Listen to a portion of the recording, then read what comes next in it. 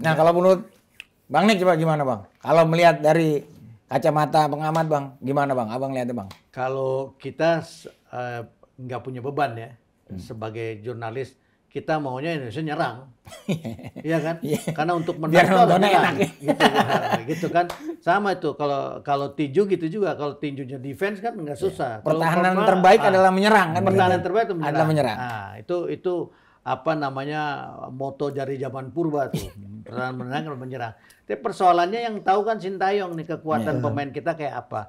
Kalau kan beberapa kali contoh misalnya kita menyerang begitu counter attack kita berantakan gitu. Nah ini juga kan mesti dipikirin gitu loh kayak apa. Nah apakah kita menunggu orang masuk baru kita counter atau bagaimana? Pasti Sintayong punya lah. Cuma sekali lagi ini tanpa beban karena kita nggak terlibat di dalamnya dan kita cuma sebagai pengamat begitu ya.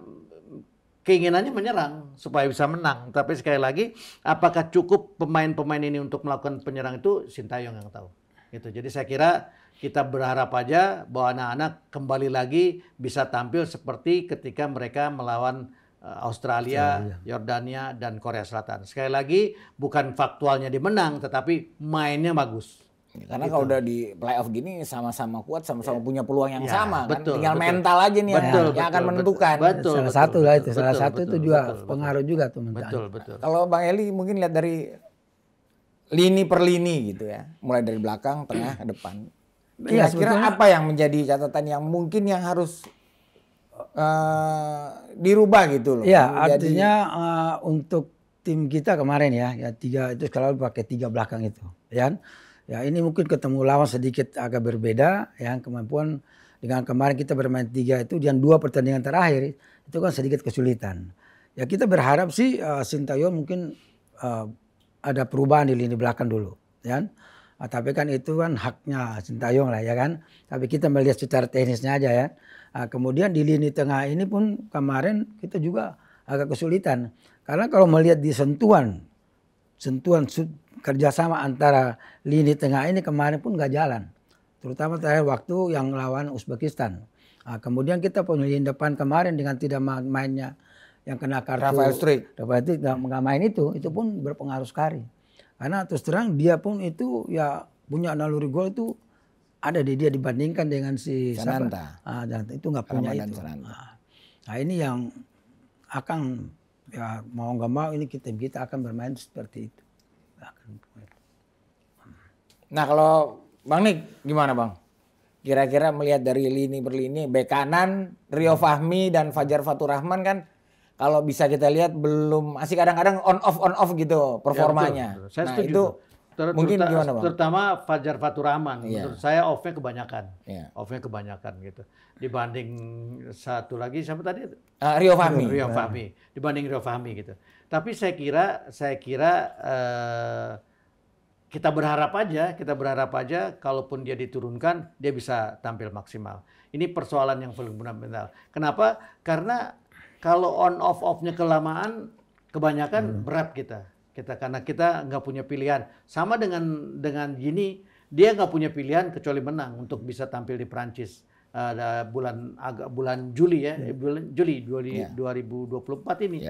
Kalau enggak ya berat gitu. Nah, jadi menurut saya kira Sintayong paham betul lah apa yang mesti dilakukan dan kita tentu saja sebagai pengamat dari luar kita berharap aja sekali lagi saya nggak bosan mengatakan bahwa anak-anak bisa kembali performanya seperti 3 pertandingan sebelum itu. Jadi tetap optimis Bang, karena kalau kita lihat statistik dan histori playoff ini sudah digelar kan 5 kali playoff dari sejak 1992 dan dari perwakilan Asia tuh belum ada satupun yang lolos dari playoff ini, sementara Afrika sudah 2. Ini yang sekarang. Jadi sekarang ini lolos nih. Insya Allah. Optimis ya Bang ya kalau saya selalu Kamis malam kita gini Kret. Kalau kita menghadapi sesuatu dengan tidak optimis pasti nggak dapat. Nggak dapat ya. Yang optimis saja kita belum tentu dapat. Kalau pesimis lebih parah lagi. Jadi dengan optimis ini kita berharap ada sesuatu yang bisa kita raih. Itu. Jadi penting dalam falsafah hidup itu kita harus optimis. Apapun kita harus optimis. Walaupun kemarin Sintayong juga mengeluhkan bahwasanya lapangan yang akan digunakan kualitas rumputnya agak jelek dibandingkan yang di Doha Qatar. Ya kan mainnya sama-sama. Mereka juga main di situ juga gitu. Jadi jangan cari alasan macam-macam deh. Jadi saya kira Sintayong konsentrasi aja dengan anak-anak, terapkan strategi yang jitu, lihat kondisi anak-anak kayak apa, itu aja. Jadi jangan lagi dia udah bonus, dia ini selama 62 tahun baru dia yang bisa sampai di sini. Mau kita gugat? 62 tahun loh, kita sama 62 kita masuk final, juara bersama dengan Birma. Nah, ini bukan nostalgia, ini fakta, sejarah. Nah, sekarang 62 tahun baru kita masuk semifinal. Dan kita perebut peringkat ketiga sekarang Olimpiade. Nah, ini kalau Olimpiade perebutannya sama 76, kita perebutan Olimpiade juga gitu. Tiketnya melawan Korea Utara. Jadi ini sesuatu yang harus kita syukuri dulu gitu. Itu Krep. Bang Eli, mungkin berdasarkan pengalaman Bang Eli menghadapi pertandingan krusial nih, hidup mati, penentuan, apa sih yang harus disiapkan pemain gitu untuk menjelang atau menatap laga yang paling penting ini gitu. Sebagai pemain gitu, gimana tuh Bang Eli? Iya, biasanya kan ya kita suka duduk ya kan, dipanggil, diingatin, kasih motivasi ya kan. Motivasi itu yang biasanya itu kan ada di setiap pemain punya, itu kan masing-masing pemain ini kan mesti punya gitu loh. Ya kan, sebagai atlet nasional kita punya ini kan mesti punya satu motivasi yang kasarnya tidak mau kalah. Tidak mau kalah di pertandingan besok ini. Nah, itu harus datang di setiap pemain itu punya. Dan kalau pelatih kan hanya kasih ini aja gambaran, tapi pemain sendiri itu harus punya motivasi. Punya tekad, motivasi yang kuat untuk bisa memenangkan pertandingan. Ya. Dan itu nanti di lapangan itu biasanya mereka saling kasih semangat. Ayo gitu, ya kan? Ayo. Nah, itu yang kita nggak tahu nih, ya kan? Kalau ini mereka punya ini, saya rasa bisa atasi segalanya. Nah, kalau terkait barisan depan kita sendiri gimana melihatnya? Iya, kalau bisa depan ya kita berharap Struik nih kan pasti kita andalan kita. Kita berharap besok itu ada kombinasi, ada variasinya bermain. Yang mesti banyak akan dibikin besok. Jadi situ harus umpama jumlah pemain di bawah dia 4, paling enggak kita menyerang itu paling enggak kita ada 6. Sebaliknya begitu. Umpama dia pemain penyerang yang 4 menyerang ke kita paling enggak kita ada 6. Nah, ini akan besok ini akan yang berperang itu terus terang di gelandang. Kalau gelandang dua-dua ini timnya hidup, dua-duanya kejar. Tapi Ivar Jenner dan Nathan Choang. Ya, gelandang ini.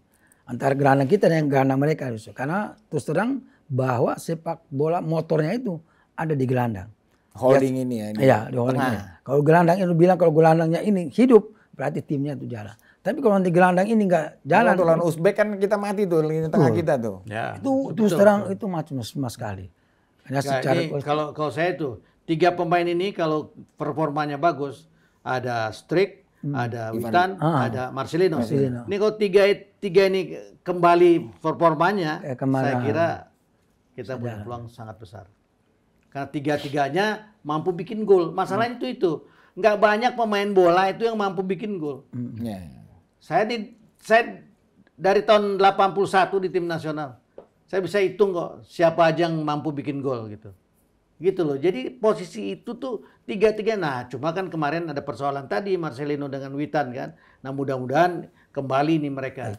Kalau mereka 3 ini bisa saling mengisi, saya kira peluang kita menang cukup besar. Terus dengan hadirnya pemain-pemain gini yang dari main di tim-tim juga. Kan kita juga gitu, main di Belanda, emang mereka lahir di sana, main di sana. Kemudian ada yang dari Inggris tuh, kalau memang Elkan Bagot sudah terbang, kan sama juga gitu. Bedanya memang dia lebih banyak yang bermain di Eropa dan dibanding dengan pemain-pemain kita. Itu juga koreksi untuk saya pembina kita di Indonesia.